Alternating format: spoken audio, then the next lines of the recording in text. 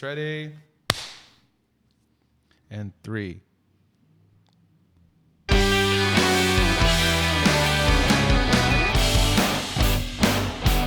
MovieQue.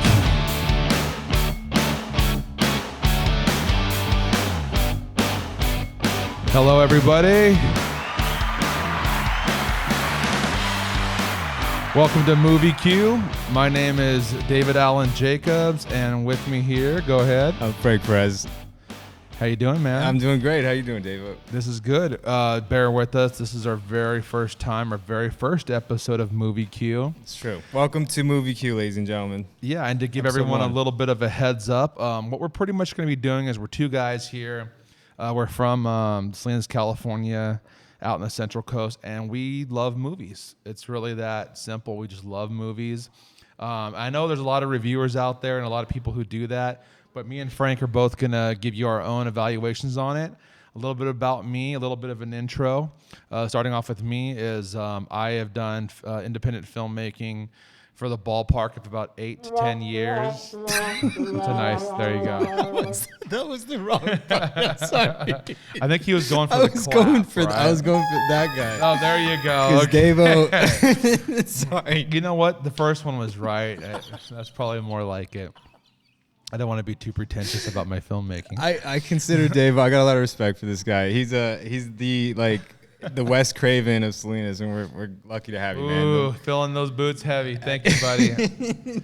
Now you're high bar, low result.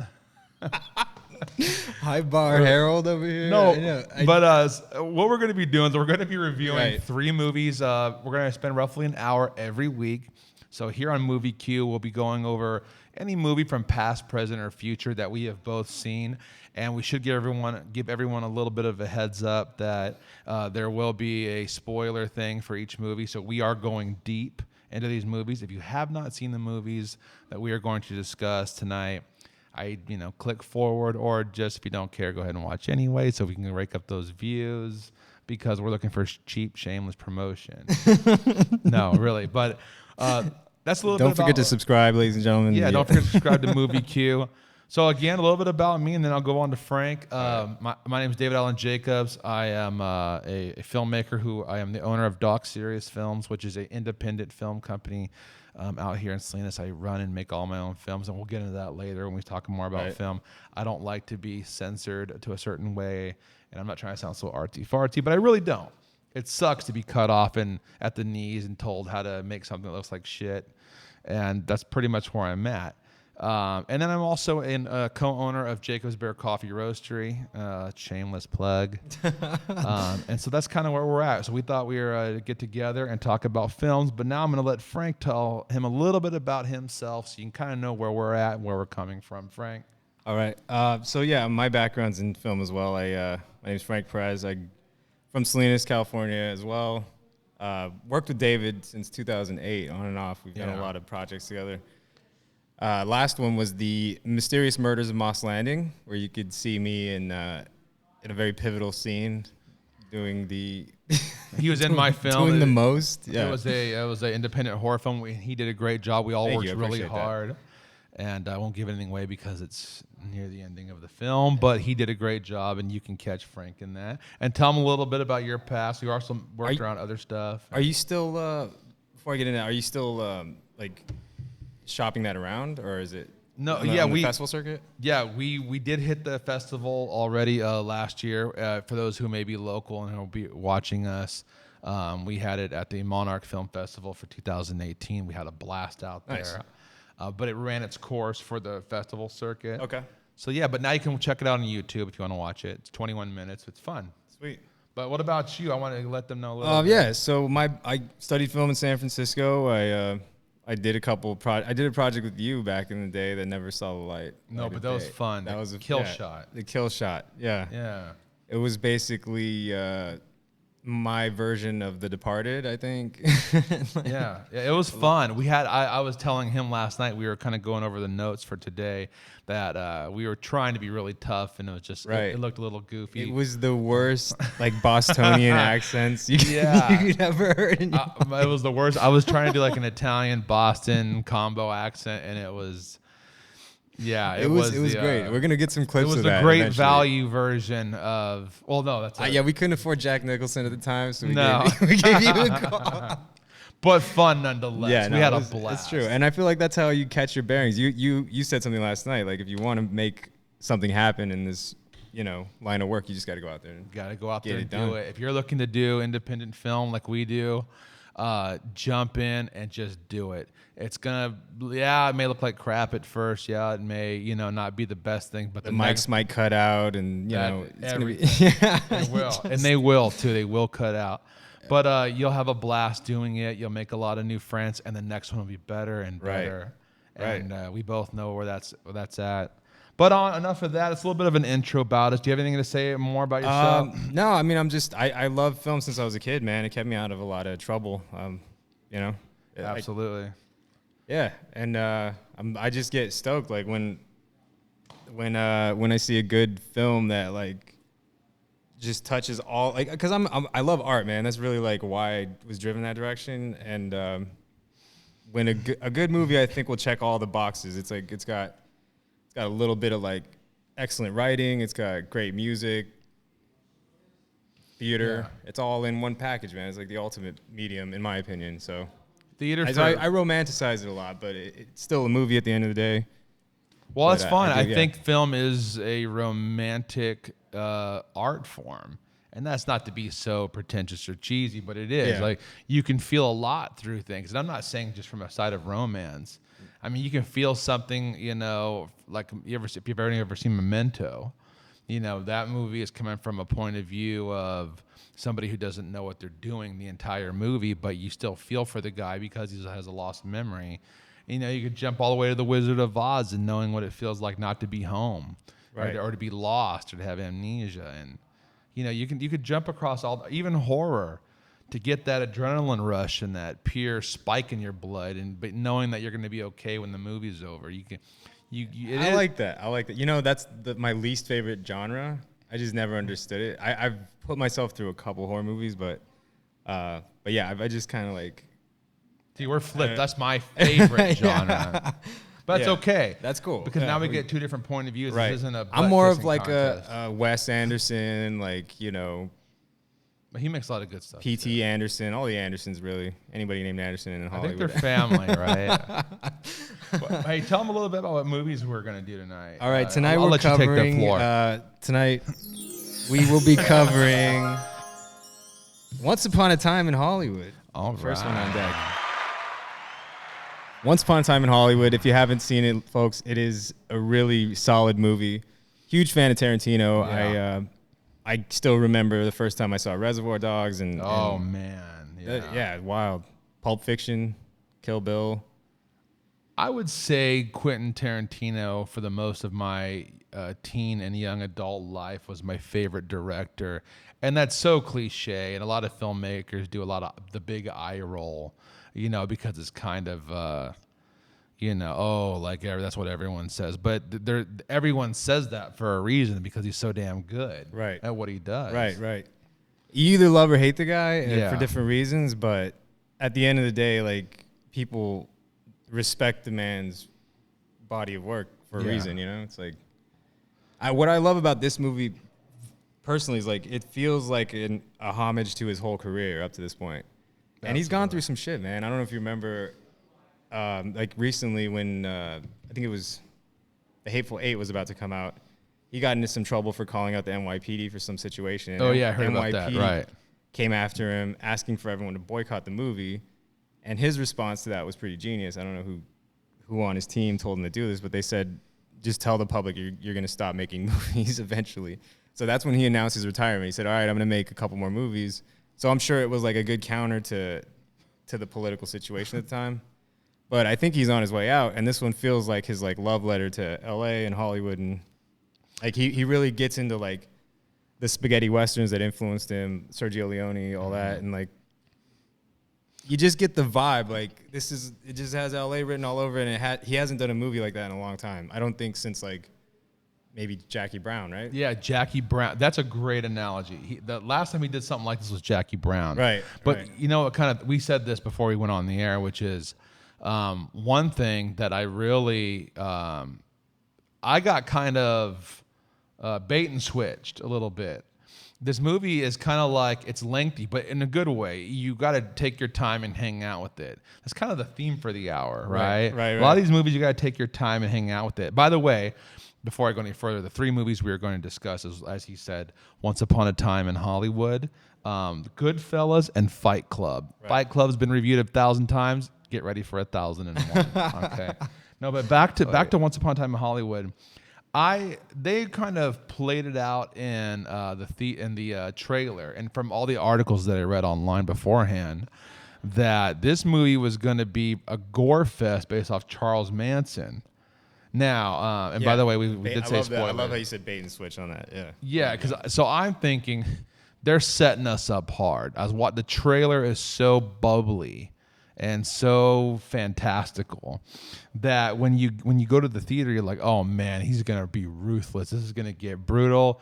But no, what you see is actually what you get, and then some. And it is a love letter to Hollywood. Yeah. But I was waiting the whole time for something to happen, and something does happen, and we can talk about it, right? Because we said spoiler alert here. At the end, the situation arises where the Manson cult does arrive, but you don't get exactly what you thought you get, but you're satisfied with what you got. And I really liked it, and I even relayed this as a Paul Thomas Anderson-like film, because a lot of Paul Thomas Anderson's films are kind of have like this very lengthy, sit in the recliner and just take it in and enjoy. And this movie is exactly that. What are your thoughts on that movie? What did you like about Once Upon a Time in Hollywood? Well, I think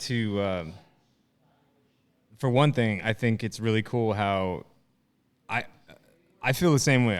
I didn't see anything that came at me. I didn't see it coming, because I didn't know what to expect. Right. The trailer was so vague. It was just like, okay, well, DiCaprio's in it, Brad Pitt. They had a stellar cast. They had that's one thing that kind of got me interested, was all that. But the fact that he keeps rewriting history, almost like I didn't see it coming, but it's like, okay, he kind of did what he did on Inglourious Basterds. He rewrote history, which is really what I think it's like point blank what he sees about cinema. It's like a metaphor for what. Yeah, what could have been. Right. What maybe what should have been, And what should, yeah. But it's cool. I respect it. I was a little thrown off, but one of the main metaphors I got from it was him killing off his biggest critic that's been hounding him his whole career, the voice that's saying he's romanticizing violence. I don't know if you remember that, but there was a monologue that one of the Manson girls gives, and she's talking about how Hollywood is this thing that, and then she ends up getting murked, Yeah, so I thought that was cool. Speaking of which, there was a scene where I thought what I thought was going to happen almost came to, and that's when Brad Pitt takes the little chick finally out to the what is those? Oh, the ranch? The compound. The compound, yeah. Like the compound ranch. This is what, 3/4 into the movie at this point? Yeah, I think it was. So you're not exactly near the end, but they treated that. We were talking about horror movies, and that's not really your style. They treated that whole scene. So to give you a little back info here, Brad Pitt has been winking and kind of waving at this girl that he drives by in his car while she's outside on the sidewalk waiting for a bus or something. Yeah. He kind of periodically keeps seeing her, and they give the, hey, can you pick me up? I can't today, yada, yada. How's your mother? How's your mother? Crunching the numbers. It's crunch, giving the wink and the gun. The old, how you doing? How's your Uncle Larry? So he sees her, and finally, because in the movie, we should say Brad Pitt is a stunt man. Or not a stunt man, he is Leonardo DiCaprio's double, which you might have got from the trailer. But they go out to this compound, and there's all these, what would you say, the hippies, right? Yeah, the decrepit Charlie Manson crew. Is cultish. The cult, yeah, it was just this weird cult of people. My mom actually talked about running into people, like back in the 60s, there was a bunch of people who were just trying to they were the equivalent to European gypsies, I think. They just kind of they're drifters, right? Vagabonds. Yeah, drifters, vagabonds, but they would walk around without shoes on, without shirts, and they'd just be on little cruise. And what was interesting in that scene when they pull up, Brad Pitt, there was an old ranch that I think another stunt double stunt guy owned. And he said, "You live here?" And she's like, "Yeah." And then he didn't know all these people, and the place looked run down. And Brad Pitt in the movie knew the guy. I forgot his name in the movie, but he knew the guy. And he gets out of the car, and he's suspecting something is not right because his friend and his wife, I guess, used to own the ranch years ago. Right. And that was it. Now So there's like, all I want to these- say hi to my friend. He kept. he kept wanted to go trying. say hi to his friend, but they treated that whole scene. I mean, they must have spent the better part of 7 minutes Right. for him to get from his car to the door and then finally to the back room. Right? Because he goes to the door and there's all these like run down, dirty foot vagabonds who try to say, "Oh, he's not here." Or he's out, or he doesn't want to do something. Or I forgot the story, but that's the gist of it, right? Right. And then they do like the shot where like you can see the camera like straight through the door crack of Brad Pitt, and so you're like, what's behind the door? They're playing it almost like a horror movie. Yeah, absolutely. And I kind of got a little creeped. I'm like, this is where the shit's gonna go down. Pop off, right? I thought the same thing. I'm not gonna lie. I was just like waiting for it. I'm like, But here we go. I'm gonna tell you, it doesn't. It doesn't pop off. There you go. Oh, it wasn't in it. Go ahead. You got it there. Oh, I got the end of it. We're trying to do a little sound effect there. There we go. It doesn't pop off. And he meets the guy, and the guy's just kind of over his realm. You know what I mean? So interesting. yeah. But yeah, what's your take? What's your overall thoughts on it and how it ended? And what's your grade on this movie? My grade on Once Upon a Time in Hollywood, I want to be objective as possible because I do have sentimental attachment, being a big fan of his. But if I'm being objective, I would have to say that as much as I love to see 15-minute takes of Brad Pitt driving along the 405, I mean, mystery is a good way to like keep people engaged, but it's not the most captivating thing. I think what like most of his other films had that this one lacked was like really powerful, cohesive dialogue. Okay. That was, it was kind of lax in this, but other than that, I think it's a really solid movie. I'd say I'm gonna give it a good grade. It's probably. Do I have to give it like a little grade or? By the way, I guess we stumbled across it. We're gonna do letter grades. Letter grades. A's, A minuses, B minus, all the way to F. If you don't know that, then you didn't go to school. Right. But here we go. I'm gonna give it an A then. I think it's a great movie. Okay, so then it went all the way for you then. I think so. Yeah. Yeah. For me, it's extremes. I either give A's or F's. I think. That's it. I mean, I'll find my way, but I give that one like a really good validation for in my humble opinion. Would you say that it was one of his top 5 best movies? He's only done 9, right, or 8? I think so. Is it one of his? No, is it one of his top? I'll tell you this. 3? I liked 4 Rooms a lot more than I liked Once Upon a Time in Hollywood. Wow. Yeah, and I still haven't seen 4 Rooms. That's with Give it a Robert shot. Rodriguez, and they all split up into different. Okay. Yeah. It was like, all right, it's like me and you making a movie together. Right. Or like, you know what I mean? Under Like, it's the just the same buddies. concept. Because they were still early. It was right after Reservoir Dogs, Right. before Pulp Fiction. And I think Robert Rodriguez had just done El Mariachi. So they were like just kind of having fun in between the successes. Right. It was cool. All right. So yeah, that's what do you grade it if you want to give a grade? Sorry to move my mic here. Okay. I'm going to give it a B minus. B minus. Yeah, I definitely, that was a solid B minus. Okay. I respect that. I think you should do the grading. I think, to be honest. No, I'm with that. I agree with that. Yeah, I mean, jump right in with how you feel, man.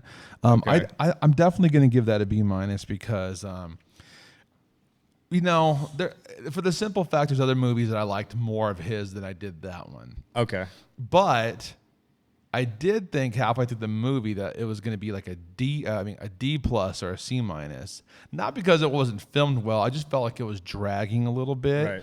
But it pays off at the end when you finally see what happens. The dragging is part of the process, and I had prejudged the movie. It's a good movie, and I'm definitely giving that a B minus for Nice. Once Upon a Time in Hollywood.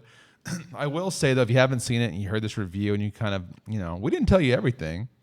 Right? No, we covered a couple of bases. We didn't tell you the ending. And we'll leave that up in the air, yeah. we'll leave that up in the air. You'll get something, but I don't know if you're gonna get what you thought you got. Right? It's a great ending. Yeah. All righty. So now we're going to move on to movie number dos, and that is going to be. Are we doing the Irishman or Fight Club? What are we doing? Oh no, either Goodfellas or Fight Club. Okay. Let me write your notes a little clearer next time. Okay, buddy. Okay. All right, we're doing Goodfellas. Okay, yeah, Goodfellas. Released in 1992 under Warner Brothers. It was a fantastic film directed by Martin Scorsese.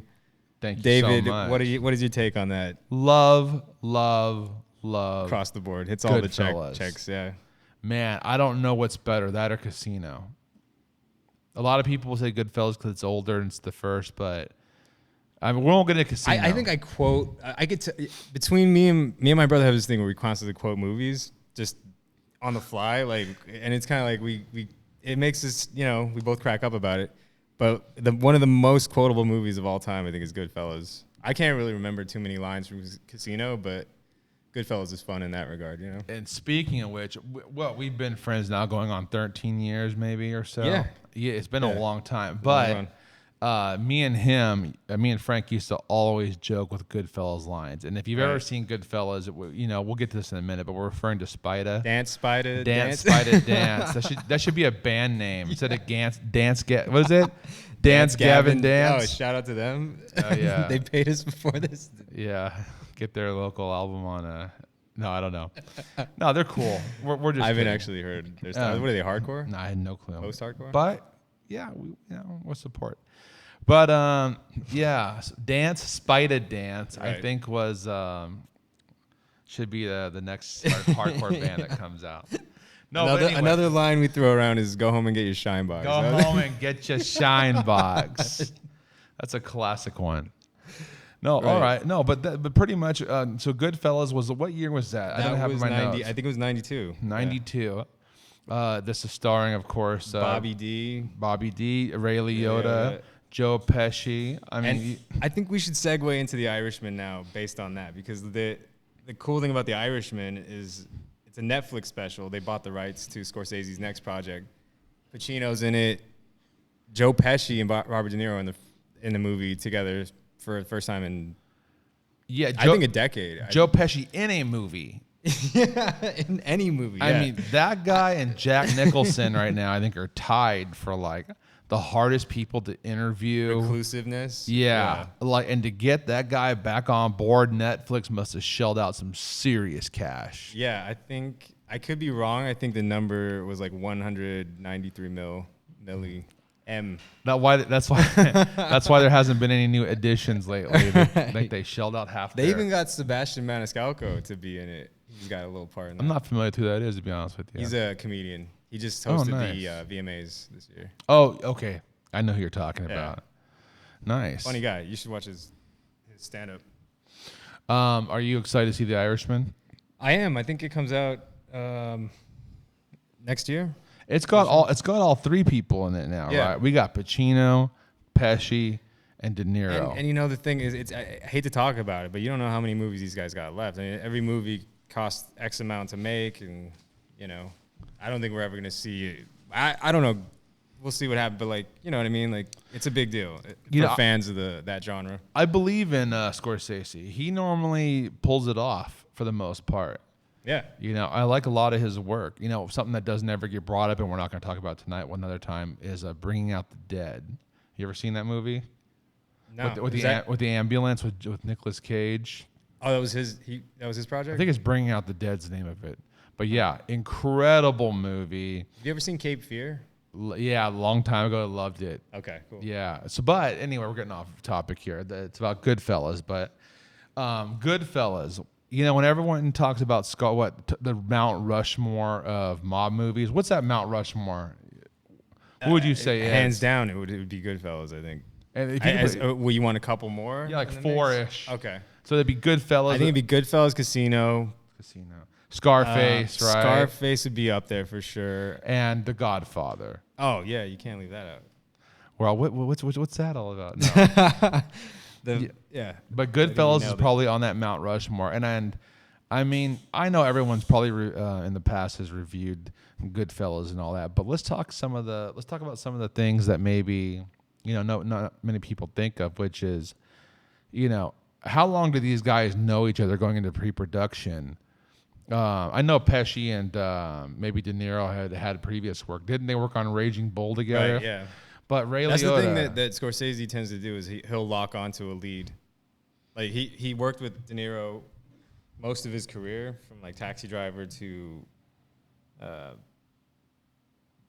don't know, I probably cut it off at Casino, right? But like then he discovered DiCaprio, and DiCaprio's been his go-to guy. Wolf of Wall Street, Departed. Shutter Island. Love Also, Shutter Island. What else? There was something recent. I think you said Wolf of Wall Street already, didn't you? Yeah. I think Gangs of New York was another one. Oh, okay. But the way these guys act in the movie and the way they kind of have like this correlation of like a brotherhood, it comes off pretty good. And I'm not just saying that because they're actors and they're supposed to do that. Acting's a tough gig. It really is, and people underestimate it. And for these guys that bring it home, like they've been in the what is this, like the 50s or the 60s or the 70s? I don't remember the time era. I think it was 60s. Yeah, and so they're playing this part good. Ray Liotta has this terrible laugh that I used to mock. I love Ray Liotta, but he had this terrible laugh. Like the James Cagney, the 30s. Yeah, he had like the James Cagney laugh. Yeah. But good stuff.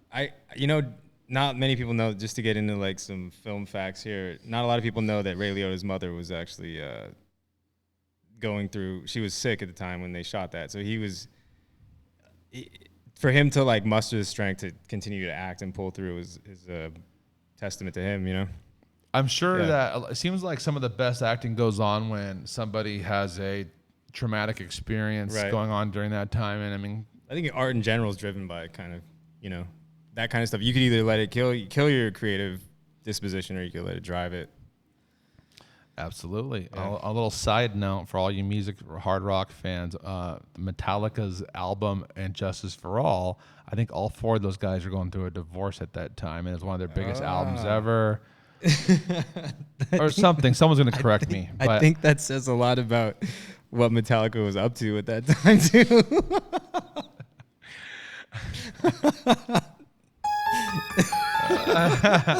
Now I pushed the wrong button. Okay. No, but honestly, Goodfellas is a great movie. What are you going to give Goodfellas on that rating system? I'm gonna defer to you to give just to give a vibe of how we're grading things here. Like, it's hard for me to grade. I'm sorry, I come from that, like, because I'm being an artist is like hard for me to like commit to grading something, but I'll do it for the sake of the show. But A-. It just cut me. I love that. It's just like yeah. A-. I love it. Yeah, in order to get that A+,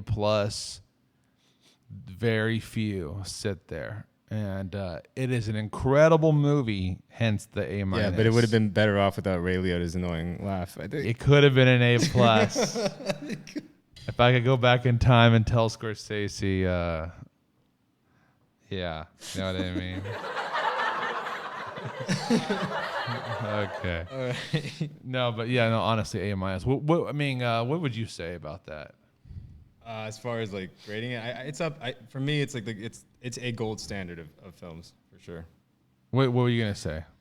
That's my opinion. I think it's like if it were a mineral, it'd be gold. Very cool. So you're gonna give it like I can tell you what you're giving a C+, right? No, what are you gonna give the grade? I'll give it an A. You're going for the going flat for the A, flat huh? A, yeah. Very cool. All right, so that concludes the Goodfellas here, and now moving on to the button I can't push. That's where I'm moving on to. Okay. And for the final review of the movie of the evening, we're going to be talking about the movie Fight Club. Fight Club. This one, if you kind of seen a trend here, we put something new for it once upon a time in Hollywood, but we're also doing two very big classic movies, two very big cult movies, and we know they've been reviewed, and we know that everyone's probably seen it 12 times over, but we're going to give you 12 and 1, all right? And also, this is a pivotal one for me, I think, because this is my favorite movie ever. Nice. Right here. Okay. And before that, I didn't know that. Yeah. Yeah. And before that, that movie knocked off another movie off the throne for me. And that movie was The Crow with Brandon Lee, which we could probably review down the road. But Fight Club for me was a big, big deal. I, at the time, was a sophomore in high school. I'll give you a little backstory and we'll jump into it. I was a sophomore in high school. I was in a movie club with a really killer teacher at the time. He was a really cool guy. And he invited everyone to go watch movies afterward. We went to go see Fight Club. And at the time, I used to kind of mess with the green smoke, as we say. But I went there and I thought, oh, it's one of these, 20th Century Fox films. It's just going to be another action, kick 'em, stuff 'em, forget about it by the following week on the DVD bin, on sale. So I went and sat down. I had no idea of Czech Palahniuk. I don't know if I'm butchering his name. I think you nailed it. And I sat there in the theater. I even showed up like 3 minutes late in the middle of that intro where they're going through the brain cells. And I sat there and I thought, okay, let's see what this movie's got. I had no expectations. I didn't have low. I had no. I thought, it's just another night at the movies. I'm just killing another basic night. And I sat there and I was engulfed. Right. I was engulfed and enthralled into this movie. It hit so many emotional notes for me at that time. I mean, I won't dig into my own dirt here, but I was going through kind of a rough depression of some sort, as I'm sure most teenagers do. And that was it for me. I mean, after that, it was limited edition DVD, and I was sold. I was a fanboy hard. Yeah. What about you, man? I've been following David Fincher's career closely for a long time. I don't know how I came across Fight Club, but I remember it's one of those movies that just like you walk away with it, especially as a young man. I think it's highly impressionable, and you just end up kind of like living it out a little bit. I remember this time I was in college. I was just like San Francisco. I was on the 7th floor of this building in the Tenderloin with my girlfriend at the time, and there was this dude from Texas. We got into a little scuff. It was like kind of like puffing out your chest, kind of like a rooster. And this is before you saw the movie? No, this is after. But I'll tie it all together. Okay. I hadn't gotten into drinking until that point, so I was a lightweight, and I was just like making a fool of myself at this party, and like I remember just asking him to punch me in the face like repeatedly in her like elevator and shit, and it was just like I was in Fight Club gear, man. I was just like, punch me. I want dude. you to hit me. I want you to hit me. No, can. And he did. He ended up punching me in my lip to the point where it was split in the corner. I think it was on the right side. But it ended up healing up, thankfully, and like he ended up apologizing to me the next day because he's like, "Dude, you didn't even like do anything to piss me off. Like you just asked me to hit you while you were drunk." Oh, so this wasn't like it wasn't warranted. A crazy It fight. was kind of like nothing had gone down. We just I ended up egging it on, like because I was just like drunk for the first time, like yeah. Yeah, you know what? And what a story. But how does this tie in with Fight Club? I remember having like the Fight Club vibe in my mind at the time when it happened, loosely, But you saw the movie after that? No, I saw it before that. So I see. Life imitating art, whatever it was. It was. There was a moment of freedom there, right? When you get punched in the face. No, right before, because I think you're like, hey, I'm gonna test this. Oh, it didn't work out how I thought it would. No, I'm just kidding. I think it was crazy. On that note, I love the movie. David Fincher's a genius. I like what he did with House of Cards in the first season. I'm a big fan of his work. Facebook movie, Social Network, I think it's called. That was good. Social Network was not bad, yeah. But I think that's his magnus opus. Of course. He's gonna go down in history for that one. Funny enough, when that came out, it wasn't received very well. Right. And I think they actually tagged the DVD box on the inside with negative reviews. That's so awesome. And dude. they glorify it. like it's all these major reviewers put these negative reviews, and it has Brad Pitt smiling at the bar. Genius. So that's genius. Which is the total anti hero type of thing. But anyway, if you haven't seen Fight Club, don't know what you're waiting for, go get it, go rent it. Yeah, there's a lot of hype behind Fight Club. Yeah, you probably had every friend and then some and your dog tell you about Fight Club, but everyone's talking about that movie for a reason. It's a solid movie. It delves with psychosexual behaviors in the mind, hallucinatory. What would you say? It's a roller coaster ride. It's a roller coaster ride of raw humanity, and it's incredibly.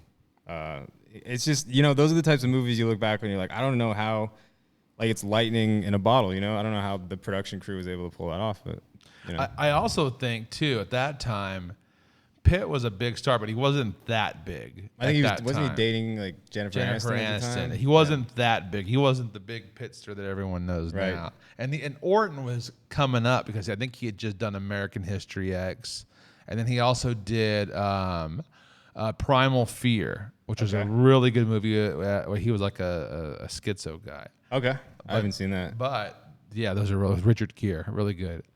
But he came up in this movie, and I thought, okay, here's two guys here both coming up. Let's see what happens. Boom.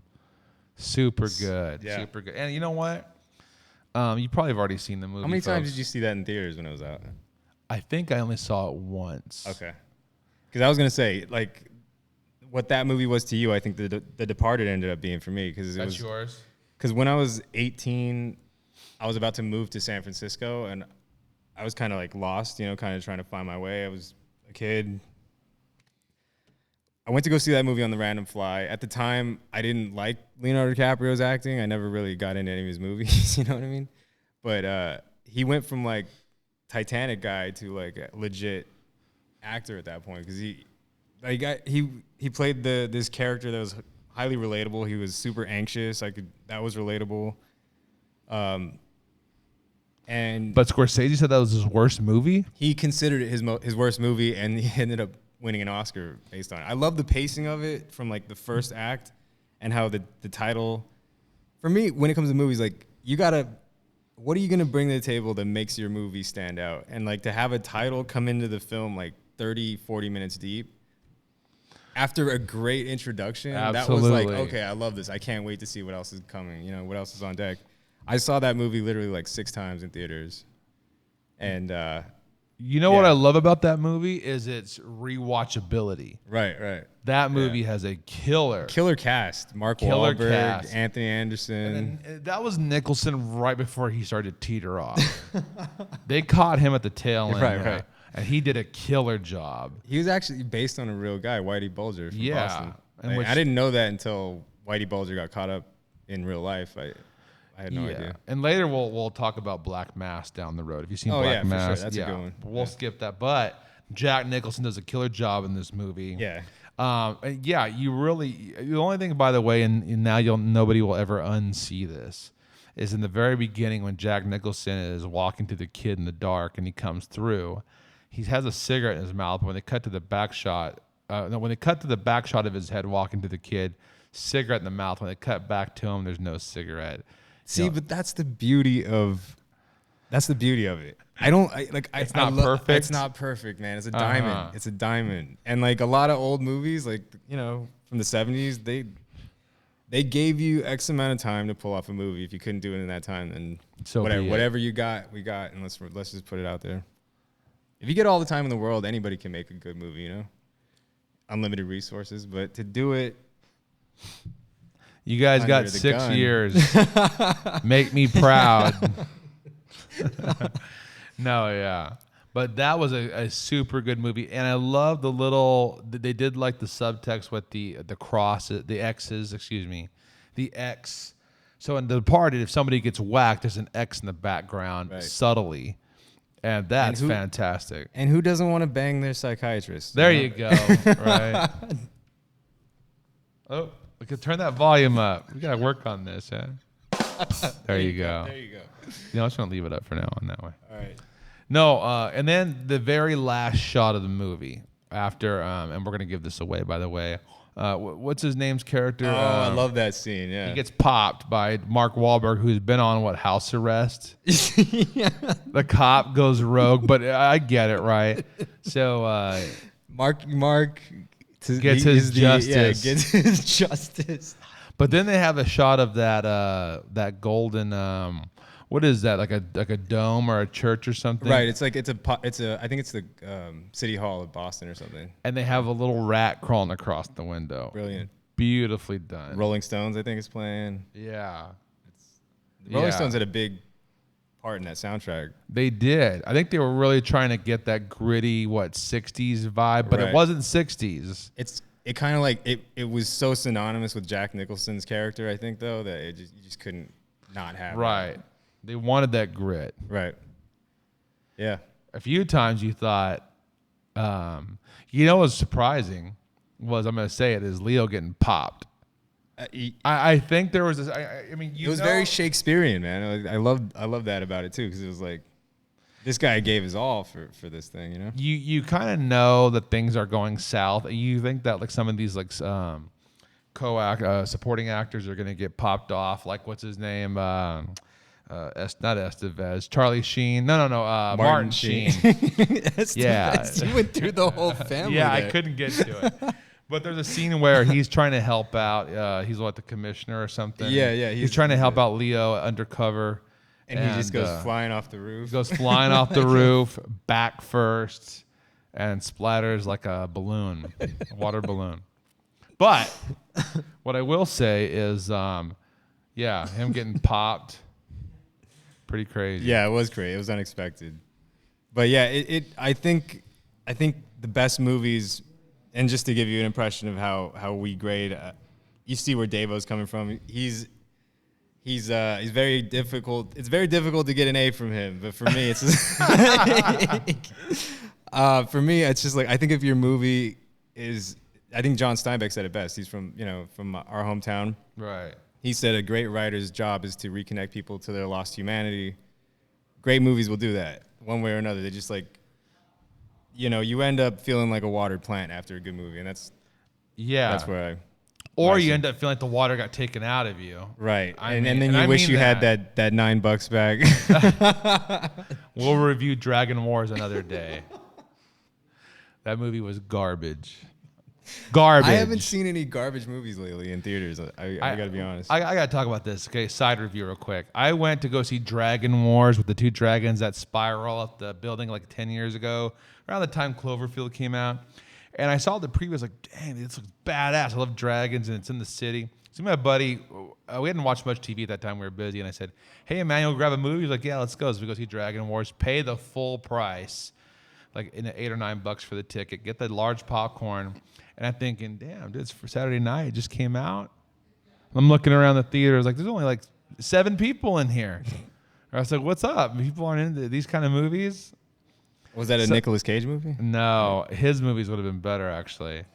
But it was garbage. And that's all I'm going to say. Just kidding, dude. And for anyone who wrote that movie and who's watching this and you're pouting, garbage. If I would have been told it was some wacky sideshow C-grade movie with anime, yeah, sorry. But back to Departed grading. What do you get the Departed? Hot wet. So we got Dragon Ball Z, which is hot wet garbage.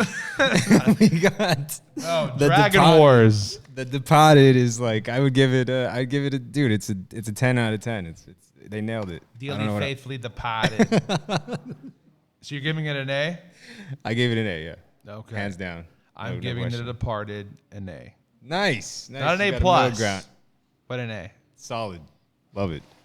What'd you give Fight Club? A plus. Come on. What did you think I was gonna give it? I don't remember you verbalizing that, but yeah. Okay, cool. By the way, we really want to thank you guys for listening or watching and hanging out with us.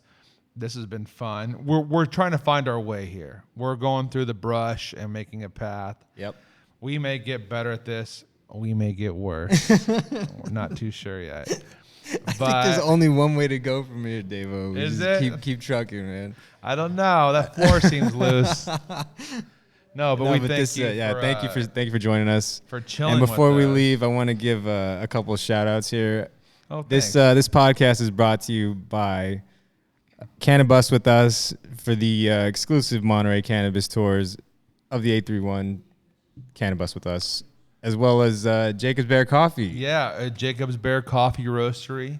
I am a coffee roaster out of Salinas, California. Feel free to jacobsbearcoffeeroastery.com and you can get some coffee from us.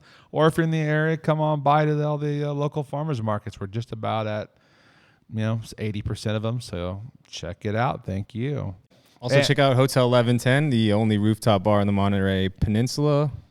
Absolutely. Actually, that's not true. The only rooftop bar in Monterey proper, I should say. Not the peninsula. There's another one, but Hotel 1110, folks. There you go. So just give everyone a little bit of a rundown here. Again, my name is David Allen Jacobs. This is Frank Perez, and we're going to see how we're going to do with this. And we'd love everyone's feedback. We're going to try to step it up a little bit more and more if that's the plan. And we do thank you for listening to us. And I think that's going to be about it, right, my man? All right, be well. Thank you. We'll talk to you next time, okay? Right. So that's it for now.